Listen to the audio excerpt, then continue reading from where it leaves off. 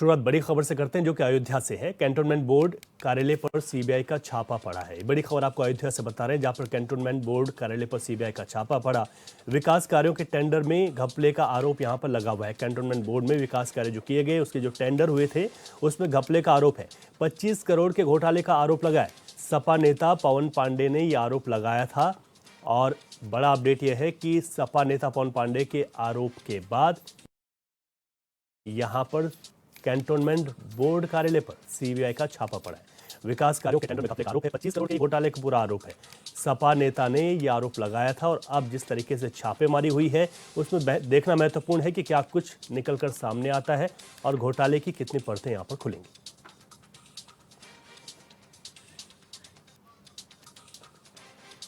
अधिक जानकारी लेते हैं, हमारे संवाददाता शैलेंद्र सिंह फोन लाइन पर हमारे साथ हैं। शैलेंद्र, और क्या कुछ अपडेट आपके पास छापेमारी को लेकर? जी, आपको बता दें कि लगभग 2 घंटे हो चुके हैं जहां पर सीबीआई की टीम जो है ऑफिस में मौजूद है और अभी तक जो है कोई जानकारी निकल के सामने नहीं आई कि क्या कुछ अंदर हो रहा है। लेकिन जो जानकारी है कि जब लगभग 3 बजे के बाद जो टीम अंदर गई थी, 7-8 लोगों की टीम है, वो जो है छानबीन कर रही है। आपको बता दें कि ये कुछ ही समय पहले जो है सपा के जो पूर्व मंत्री है नारायण पांडे पहुंच गए हैं। उन्होंने भ्रष्टाचार का आरोप लगाया था, बाकायदा प्रेस कॉन्फ्रेंस की थी। शायद इसी सब चीजों को लेकर जो है आज की ये बड़ी छापेमारी कही जा सकती है। ठीक है, तो शैलेंद्र, क्या अभी भी यहाँ पर छापेमारी जारी है और कितना वक्त और लग सकता है? जी, थोड़ी देर पहले जब एक अधिकारी द्वारा जो है मीडिया कर्मियों से हम लोगों से बातचीत की गई कि कुछ जानकारी दी जाए, तो उन्होंने बताया कि अभी कार्यवाही चल रही है और जब हम लोग बाहर निकलेंगे तो पूरी जानकारी आप लोगों को दे पाएंगे। ठीक है शैलेंद्र, आप नजर बनाए रखें। बहुत शुक्रिया तमाम जानकारी के लिए आपका।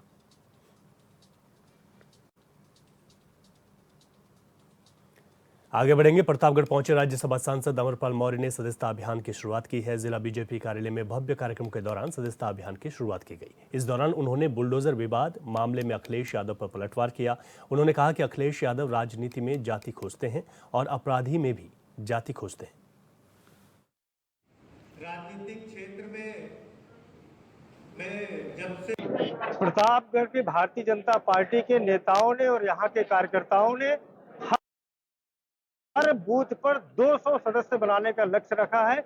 मुझे लगता है कि ये प्रतापगढ़ जनपद के लिए बहुत गौरवशाली क्षण होगा। भारतीय जनता पार्टी के कार्यकर्ता हर दरवाजे दा करके 200 सदस्य बनाएगा एक बूथ पर, और हमारे यहाँ 2600 बूथ है, तो मुझे लगता है कि लगभग 5 लाख का आंकड़ा जो है पार हो। डिजिटल माध्यम से मोबाइल से मिस्ड कॉल करके एक हमारा डिजिटल नंबर है जो पूरे देश में जो है टोल फ्री नंबर है, उसको डायल करेंगे और उनका डिटेल आएगा, एसएमएस आएगा और उन सदस्यता के माध्यम से डिटेल भर करके ये सदस्य बनाने की प्रक्रिया होगी।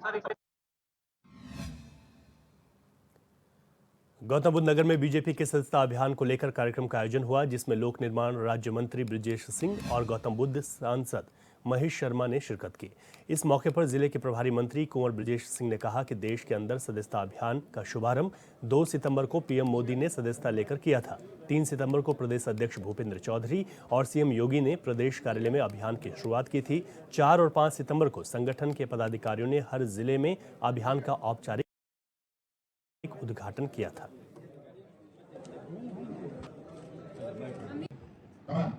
वर्तमान के गृह मंत्री और तत्कालीन हमारे राष्ट्रीय अध्यक्ष श्रद्धेय अमित शाह जी ने पार्टी की राष्ट्रीय अध्यक्ष के दायित्व को ग्रहण किया।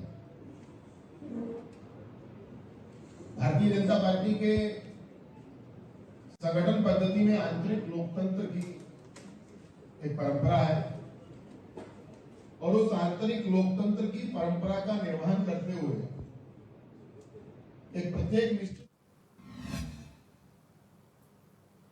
और इस वक्त आपको सीधे गोरखपुर लेकर चलते हैं, जहां पर उत्तर प्रदेश के मुख्यमंत्री योगी आदित्यनाथ शिक्षक दिवस के कार्यक्रम में संबोधित कर रहे हैं। यह अटल आवासीय विद्यालय है। अटल आवासीय विद्यालय 18 प्रारंभ हो चुके हैं। बाकी 57 जनपदों में नए आवासीय विद्यालय खोलने की तैयारी हमारी आवासीय वहां डे स्कूल खुलेंगे, लेकिन स्कूल और शिक्षा का मॉडल भविष्य में क्या होगा, अगर हमें प्रतिस्पर्धा में बना रहना है तो वह एक मॉडल हो सकता है जो उसमें दिखाया गया है। लेकिन इसकी शुरुआत SCRT से भी होनी चाहिए। पुरस्कार प्राप्त शिक्षकों की टीम एज एडवाइजर वहां सहयोग करे, उनके साथ जोड़ा जाए। आगे के कार्यक्रमों में भी उन शिक्षकों को हमें लेना चाहिए जो शिक्षकों की चयन की प्रक्रिया के साथ जुड़े हुए हों या फिर पाठ्यक्रम के निर्माण के लिए हो। इनोवेशन के लिए भी हमें स्कूल को परंपरागत पाठ्यक्रम के साथ ही नहीं जोड़ना है। पाठ्यक्रम तो हो, पाठ्यक्रम के साथ साथ रिसर्च एंड डेवलपमेंट का भी केंद्र हमारा स्कूल बने, यह भी हम इसके साथ जोड़ें। मुझे लगता है बहुत कुछ संभावनाएं इसके अंदर छुपी हुई है, क्योंकि आप जिन छात्रों को पढ़ाएंगे वही नेतृत्व करता बनेगा, वही जाएगा। किसान बनना चाहता है तो उत्कृष्टतम किसान बने, आदर्श किसान बने, प्रगतिशील किसान बने। राजनेता बनना चाहता है तो आदर्श राजनेता बने। शिक्षक बनना चाहता है तो आदर्श शिक्षक बने। अगर वह चिकित्सक बनना चाहता तो आदर्श चिकित्सक बने। अधिवक्ता बनना चाहता तो आदर्श अधिवक्ता बने। अपने क्षेत्र में उत्कृष्टतम कार्य करने वाली पीढ़ी हमें तैयार करनी पड़ेगी, और उत्कृष्टतम पीढ़ी तैयार करने का दायित्व आप सबके ऊपर है। प्रधानमंत्री मोदी जी ने हम सबको 2047 में विकसित भारत की संकल्पना के साथ जोड़ा है। विकसित भारत ये केवल मोदी जी का, केंद्र सरकार का या राज्य सरकार का या किसी पार्टी विशेष का संकल्प नहीं है। ये भारत का संकल्प है, 140 करोड़ भारतवासियों का संकल्प है। क्योंकि अगर हमारा देश विकसित होगा तो विकसित भारत दुनिया को नेतृत्व देगा। विकसित भारत 140 करोड़ लोगों की या उस समय भारत की जो आबादी होगी उनके चेहरे पर खुशहाली लाएगा। ये विकसित भारत देश के अंदर की सारी समस्याओं का समाधान करेगा। विकास की बुनियादी सुविधाओं से देश को आच्छादित करेगा। लेकिन इसकी शुरुआत तो नागरिक कर्तव्यों से होती है। हम अक्सर देखते हैं, हम में से हर व्यक्ति किसी से भी बात करिए, वो कहता है साहब मुझे ये नहीं मिला, मुझे ये नहीं मिला, मुझे ये नहीं मिला। और जब उनकी पूरी बात सुन लो तो फिर उनसे पूछो कि भाई आपने क्या किया, तो मौन हो जाता है, कहता सब तो भूल गया। देखिए, अधिकार और कर्तव्य के बीच में जब कोई बात चले, अब समय आ गया है, हमें कर्तव्यों की तरफ ज्यादा ध्यान देना पड़ेगा। मेरा नागरिक कर्तव्य ये है, और राष्ट्र के लिए, समाज के लिए और आने वाली पीढ़ी के उज्जवल भविष्य के लिए उन कर्तव्यों की तरफ ध्यान देते हुए हम आगे बढ़ेंगे तो परिणाम आएंगे। अधिकार आपको स्वयं मिल जाएंगे। हमारा देश खुशहाल होगा, सुरक्षित होगा, समृद्ध होगा, तो आपके अधिकार से कोई आपको वंचित नहीं कर सकता। वो तो आपको स्वतःस्फूर्त भाव के साथ मिलना चाहिए।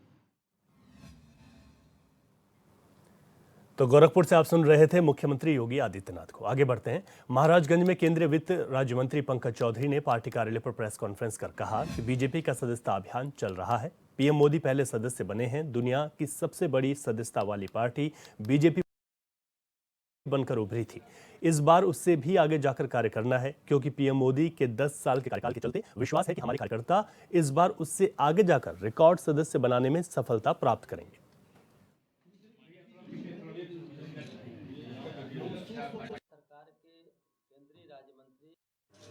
भारतीय जनता पार्टी के सदस्यता अभियान का शुरुआत हुआ है। अभी 2 तारीख को देश के यशस्वी प्रधानमंत्री को राष्ट्रीय अध्यक्ष नड्डा जी ने सदस्यता दिला करके इस कार्यक्रम का उद्घाटन किया है। भारतीय जनता पार्टी में जो एक व्यवस्था है कि हर 6 साल पे सदस्यता होती है, पिछले 31 तारीख को सभी जितने भी भारतीय जनता पार्टी के सदस्य थे सबकी सदस्यता शून्य हो गई और नए गति से सदस्यता कराने का काम शुरू हुआ, जिसका विस्तार से भी माननीय जयप्रकाश जी ने बताया है।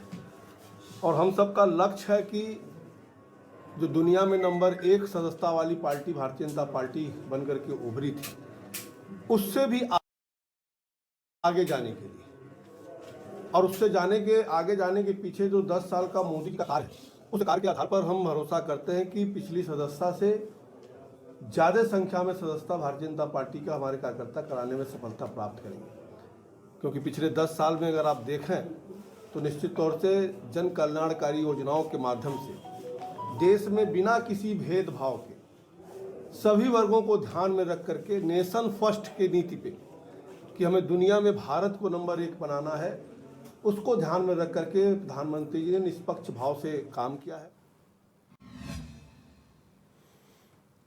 योगी सरकार में मंत्री ओपी राजभर ने सपा प्रमुख अखिलेश यादव पर हमला बोला। उन्होंने सुल्तानपुर में पुलिस मुठभेड़ में मारे गए अपराधी मंगेश यादव को लेकर कहा कि पुलिस के ऊपर फायरिंग होगी तो पुलिस को आत्मरक्षा के लिए गोली चलानी पड़ेगी। उन्होंने कहा कि अखिलेश को सिर्फ एक जाति दिखाई देती है जिसका वो जिक्र करते हैं, जबकि हमें 6,743 जाति दिखाई देती हैं, इसलिए हम लोग उधर नहीं जाते हैं। बीजेपी सबका साथ सबका विकास करने का काम करती है। देखिए, इनकी चाहत है कि जो हाई कोर्ट का आदेश है उसका पालन हो। हम भी चाहते हैं कि जो हाई कोर्ट का आदेश है उसका पालन हो। मुख्यमंत्री जी ने भी ये कह दिया कि हाई कोर्ट के फैसले का हम पालन करेंगे। अभी इन लोगों की तरफ से डिमांड है कि मुख्यमंत्री जी से हमको मिलवा दीजिए। तो अभी 3-4 दिन तो हमारा कार्यक्रम हमने अपना पहले से शेड्यूल बना रखा है। अभी इन लोगों का है कि अभी 9 तारीख को बता रहे हैं सुप्रीम कोर्ट में डेट है, तो अभी हम बात करते हैं मुख्यमंत्री जी से, अगर वो उपलब्ध हैं तो अभी हम इन लोगों से मिलवा के तब फिर निकलेंगे। सपा राष्ट्रीय महासचिव और जसवंत नगर से विधायक शिवपाल सिंह यादव एक कवि सम्मेलन कार्यक्रम में भाग लेने इटावा पहुंचे, जहां उन्होंने बीजेपी पर तंज कसते हुए वर्तमान राजनीति को लेकर कहा कि आजकल जो बातें हो रही हैं वो ना तो देश हित में है और ना ही समाज के हित में। जिस तरीके की बातें सीएम कर रहे हैं उस तरीके की बातें अंत नहीं करता। वहीं कन्नौज कांड को लेकर बीजेपी के सपा को घेरने की बात पर उन्होंने कहा कि वे लोग अपनी कमियां छुपा रहे हैं, ना तो वे लोग बेरोजगारी रोक पा रहे हैं और ना ही रोजगार दे पा रहे हैं। घटनाएं दिन ब दिन बढ़ती चली जा रही हैं। इस पर प्रदेश सरकार किसी भी तरीके का अंकुश लगाने में नाकाम साबित हुई है।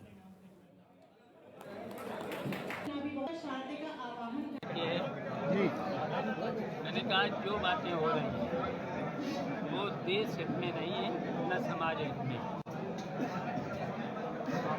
और जो बातें महाराज जी कह रहे हैं तो वो किसी तरीके से संत नहीं लगते। जो बातें आज कर रहे हैं वो बातें न तो देश हित में, न प्रदेश के हित में है, न समाज के हित में। ये बातें राजनीति में मैंने तो बहुत से सैकड़ों मुख्यमंत्रियों को भी सुना, प्रधानमंत्रियों को भी सुना है।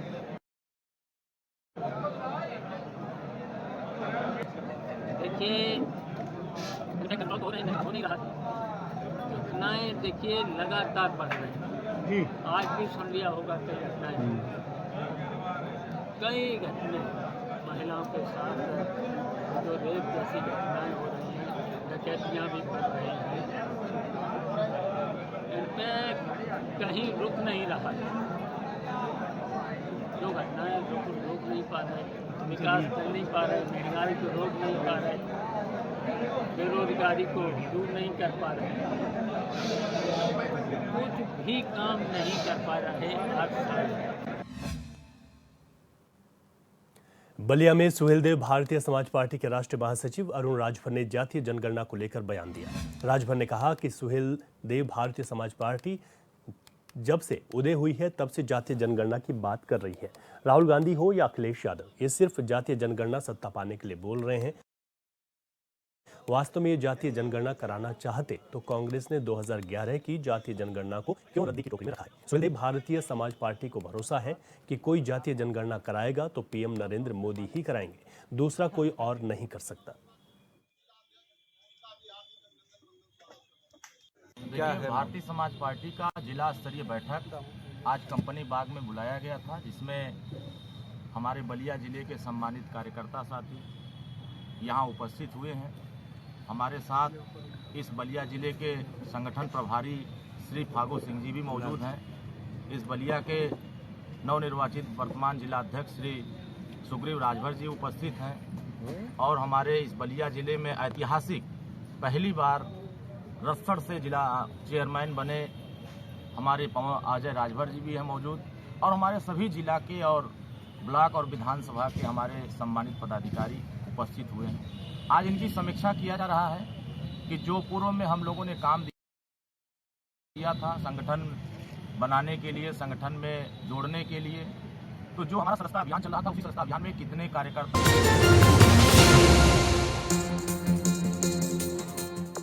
ब्रेक के बाद आपका स्वागत है। खबरों में आगे बढ़ते हैं। कानपुर में सीसामऊ विधानसभा के उपचुनाव के लेकर बीजेपी ने कमर कस ली है। कानपुर में सीएम के आगमन के बाद से ही बीजेपी नेता अब सड़कों पर उतर कर रहे हैं। गुरुवार को महापौर प्रमिला पांडे ने बूथ नंबर 28 शनिदेव मंदिर चुन्नीगंज के पास पीडब्ल्यूडी ऑफिस से हर घर जनसंपर्क अभियान की शुरुआत की है। इस दौरान उन्होंने जनता को विश्वास दिलाते हुए कहा कि उनके सभी कार्यों की सुनवाई होगी और बीजेपी का हर एक सैनिक सभी जनता के साथ रहेगा।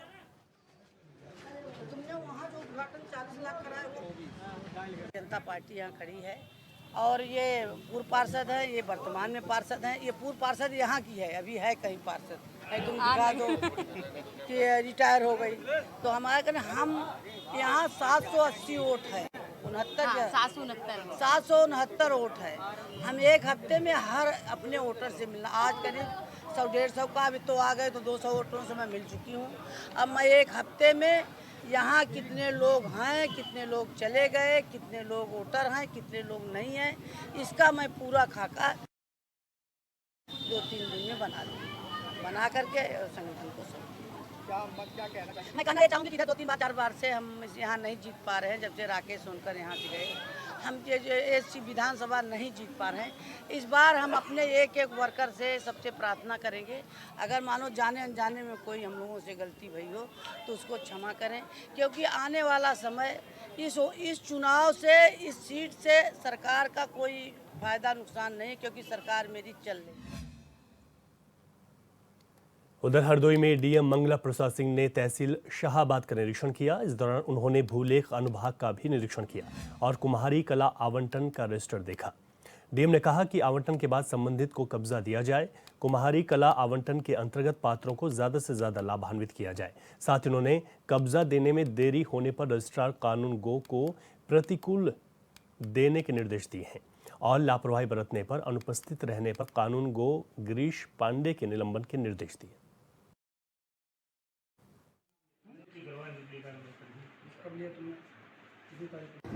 शाहाबाद का निरीक्षण किया गया। कार्यक्रम के अनुसार निरीक्षण का मुख्य उद्देश्य ये था कि यहाँ जो कमियाँ हों प्रशासनिक तौर पर उसे ठीक करा ली जाए और अभिलेख व्यवस्थित रखे जाए।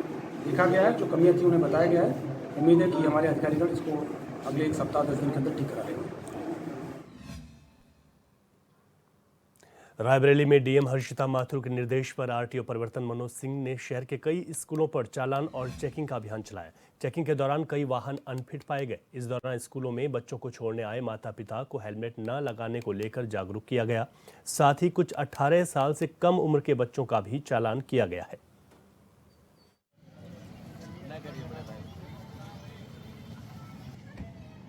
देखिए, रोड सेफ्टी कमेटी की बैठक में जिलाधिकारी महोदया द्वारा निर्देश दिए गए थे कि कोई भी अनधिकृत रूप से संचालित वाहन से बच्चे स्कूल नहीं जाएंगे।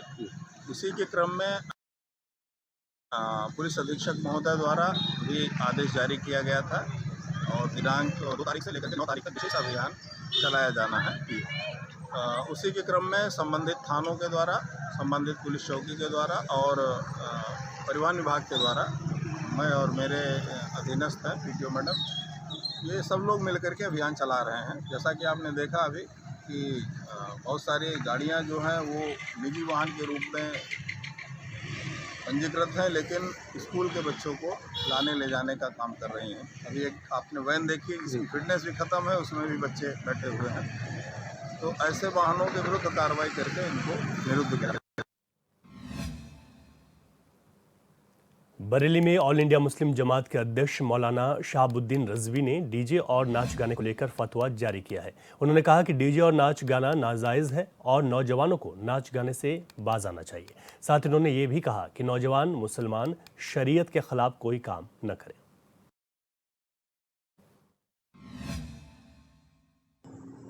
12 रबीउल अव्वल शरीफ है और उस दिन जुलूस मोहम्मदी पूरी दुनिया में बिलखुसूस हिंदुस्तान में निकाला जाएगा। हर शहर हर गांव में जुलूस मोहम्मदी निकाला जाएगा। ये पाकीज़ा दिन, इस पाकीज़ा दिन पाकीज़ा जुलूस में भी नौजवान डीजे लेकर के आते हैं और डीजे की आवाज़ पर रुमाल से लहराते हैं। नात शरीफ की सदा बुलंद होती है और उस पर ये थिरकते हैं और नाचते हैं। ये सरासर गलत फेल है, शैतानी अमल है और शरीयत की रोशनी में नाजायज़ और हराम है। मेरठ के थाना टीपी नगर क्षेत्र में पार्षद की लापरवाही को लेकर स्थानीय लोगों में भारी आक्रोश है। लोगों ने जिलाधिकारी कार्यालय में पार्षद के खिलाफ जमकर नारेबाजी की, साथ ही पार्षद पर विकास कार्य न करने का आरोप लगाया। इस दौरान प्रदर्शनकारियों ने कहा कि सड़क पर गड्ढों की वजह से कई बुजुर्गों समेत अन्य लोगों को गंभीर चोट आ चुकी है। उन्होंने कहा कि सड़क निर्माण के लिए नगर आयुक्त से भी अपील की गई, लेकिन समस्या का समाधान अभी तक नहीं हुआ। वहीं स्थानीय लोगों ने मांगे पूरी न होने पर आंदोलन की चेतावनी दी है।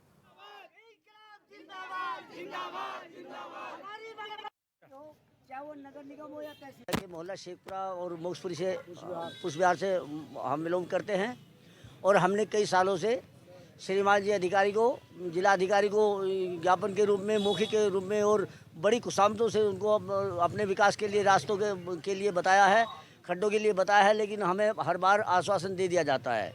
लेकिन कभी भी हमारे यहाँ विकास का कार्य या कोई अच्छी तरह से जाँच करने वाला नहीं गया है और न ही हमारे यहाँ में कोई विकास हुआ है।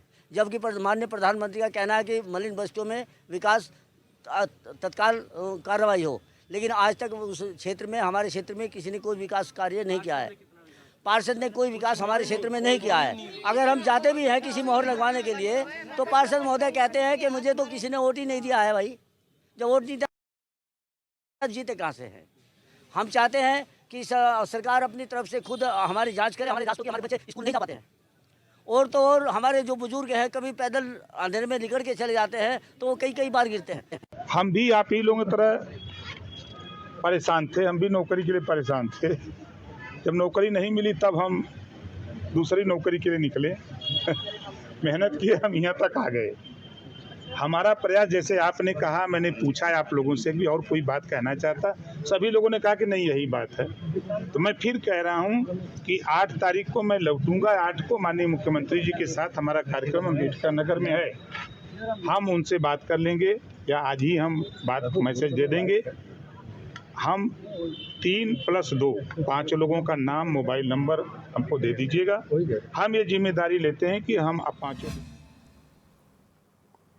और इस बुलेटिन में अभी के लिए इतना ही। खबरों से अपडेट है और देखते रहे HNN 24/7। इजाजत दीजिए, नमस्कार।